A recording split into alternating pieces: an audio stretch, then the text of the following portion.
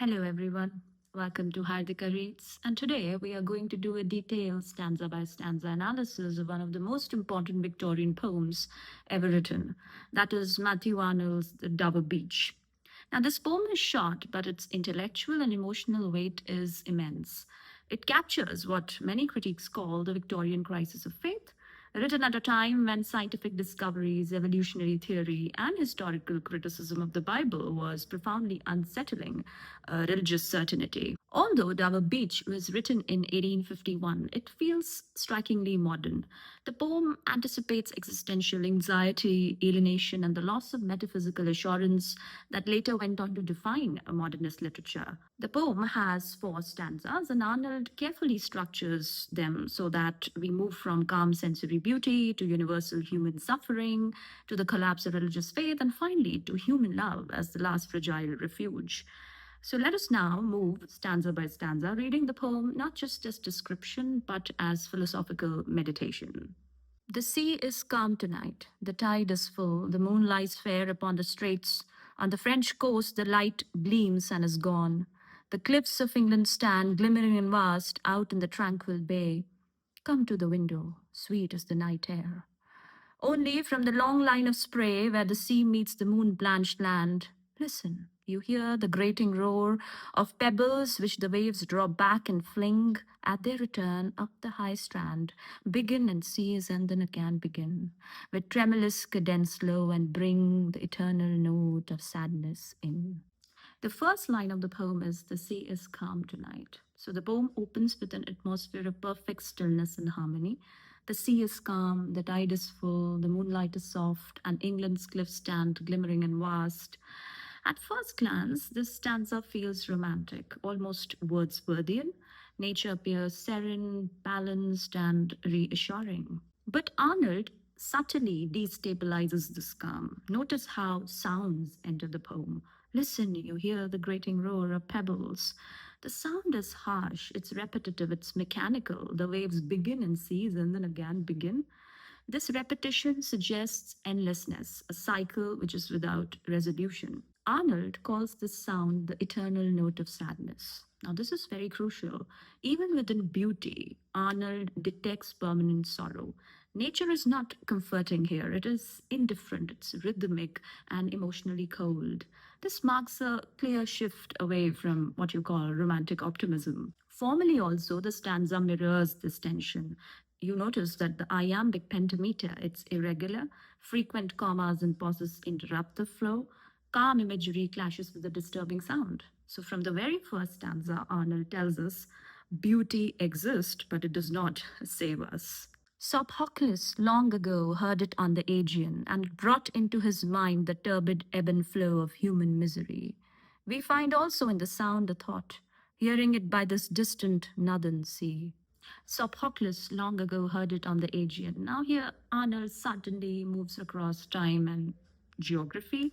He invokes Sophocles, the ancient Greek tragedian who heard the same sound of the sea and associated it with human misery.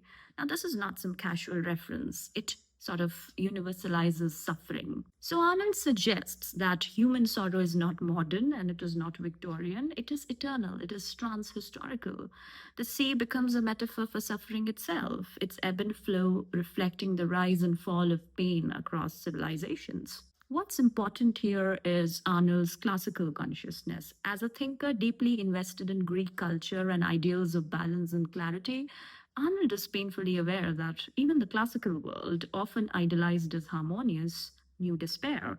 Now, this stanza collapses the idea that suffering belongs to a particular age. Instead, misery is woven into human existence itself.